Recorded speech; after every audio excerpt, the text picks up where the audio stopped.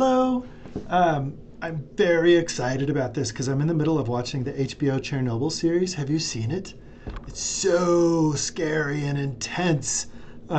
So I was a kid when this happened. I guess what, 1986, 1985? I can't remember.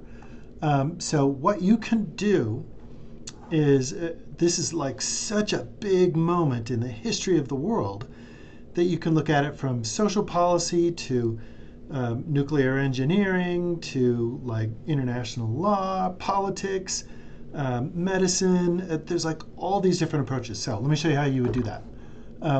You could also like go and ask an AI what matters or what are the highlights of the impact of Chernobyl? And it'll give you kind of like guidelines, probably say like engineering. So we don't want immediate, long term. So health, environmental contamination, social effects, economic impact, nuclear safety, emergency preparedness, etc., including tourism is not on this list. There's like on YouTube, there's tons of these YouTube tourists who go and hang out, which is kind of like, sounds kind of interesting. At the same time, I'm like, no. Okay, so advanced catalog search. So for your class, you have to find scholarly sources because there's going to be like tons of stuff. For example, Chernobyl. So we know from the film that Pripyat was the river, and maybe the name of the town, and Chernobyl was just the name of the plant, or it's something like that. But so we could try different words. But if you just do Chernobyl, how many are there going to be? There's 52,000 results. So there's going to be stuff that was published like immediately after, if you wanted. That would be fascinating to look at. But then there's like oral histories, and there's manual for survival, biological citizens after Chernobyl, etc. So how do we get through this? What I would recommend is adding a keyword in the next field. So in the advanced search, we can go back and forth. So you can do Chernobyl and evacuation, and that'll narrow it down, just to 34. Oh, cool, then there's like Fukushima that happened thereafter. Ooh, that's cool. So kind of like they take the two together. If you just want peer-reviewed journals, the cream of the scholarly crop, you can say new approaches to evacuation, aerosol monitoring, comparison of the accidents. These would be really good because then you can have like a juxtaposition of like what happened then, the lessons learned, but then objective evidence for the future. Or you could do, let's see, what would it? Political peer-reviewed journals, and you can see maybe like the results of like the Cold War, or in the HBO show, there's like secrets where they don't keep track of each other.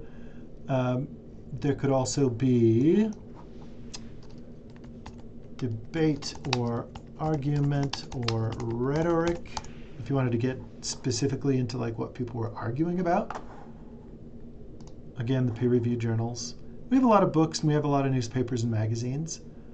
But isn't this cool? So people would go back, analyze what people said at the time, and then report on it using rhetorical methodology. We could also look for, history is problematic because there's going to be a lot of people that have like agendas. So this is going to be the least objective, like an environmental history of Russia that's 15 years out of date might be a problem. So if you wanted to look at books, this would be pretty good, but I'd say stick to date newest. But we don't buy a newspaper article. Remembering and Forgetting Chernobyl. Oh, that's a film. Oh no, it's a book chapter. Wow, like brand spanking new. I'm going to email that to you. No. Whoops, I'm not going to do it on this email because I have to de-identify everything. I'll open that. I'll email that to you afterwards. Okay. Next is engineering. Did you watch the HBO show? Do you remember that the positive void coefficient was what was going on? So we could do engineering, or we could do RBMK, or the positive void coefficient. So you could build on what you've already learned. Oh, there's something in French. And these will be like the really hard to chew on journals unless you're really into that. But you might get some general stuff. So an entangled history of nuclear engineering, which is only a couple years old. That might be a good one. I'm going to email that one to you too. Do you speak German? Lessons from Chernobyl. That's a conference proceeding, so maybe no. That one's in Spanish, I think. New perspective on designs. So you can find the other ones, but I'll send you those too. Lastly, if you need to find the full text of these, when I email you the link, you would just, well, let me show you a different link. So say, for example, you wanted to see this one. Heat transfer in the core graphite structures of RBMK, which is actually that was the big deal that happened.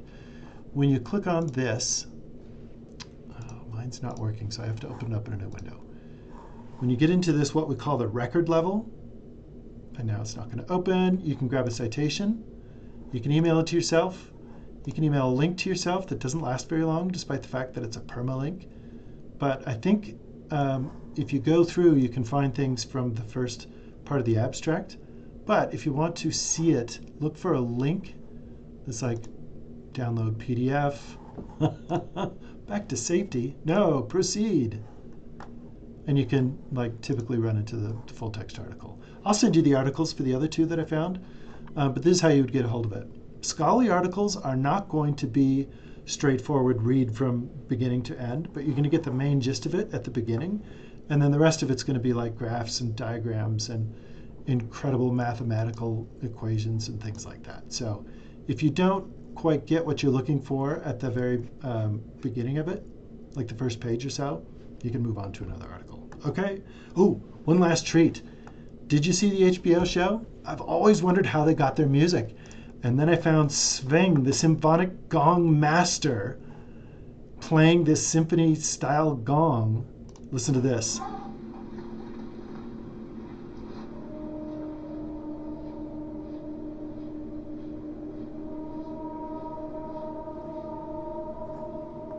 It's totally from the Chernobyl show. See ya.